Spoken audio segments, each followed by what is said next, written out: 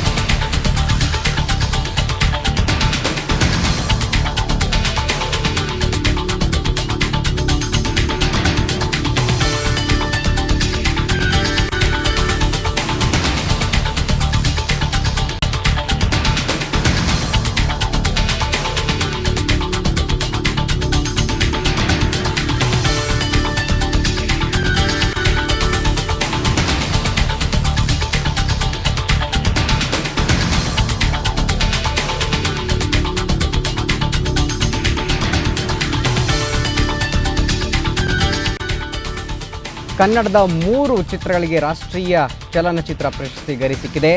ರಾಮದಾಸ್ ನಾಯ್ಡು ನಿರ್ದೇಶನದ ಹೆಜ್ಜೆಗಳು ಚಿತ್ರಕ್ಕೆ ಪ್ರತಿಷ್ಠಿತ ಸ್ವರ್ಣ ಕಮಲ ಪ್ರಶಸ್ತಿ ಒಲಿದಿದೆ.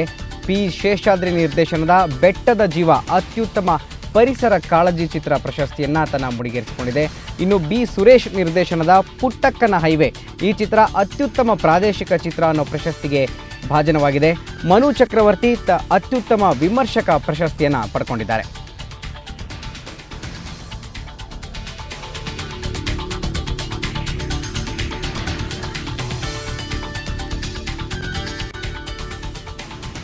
ಬನ್ನಿ ಬಗ್ಗೆ ಹೆಚ್ಚಿನ ಮಾಹಿತಿಯನ್ನು ಪಡೆಯೋಣ. ನಮ್ಮ ಪ್ರತಿನಿಧಿ ರೇವನ್ ಪಿ ಜೇವೂರಿಂದ. ಜೇವೂರ್, ರಾಷ್ಟ್ರೀಯ ಚಲನಚಿತ್ರ ಪ್ರಶಸ್ತಿ ಪ್ರಕಟವಾಗಿದೆ. ಕನ್ನಡದ 3 ಚಿತ್ರಗಳಿಗೆ ರಾಷ್ಟ್ರೀಯ ಪ್ರಶಸ್ತಿ ಒಲಿದು ಬಂದಿದೆ. ಇದರ ಬಗ್ಗೆ ಹೆಚ್ಚಿನ ಮಾಹಿತಿ ಏನಿದೆ?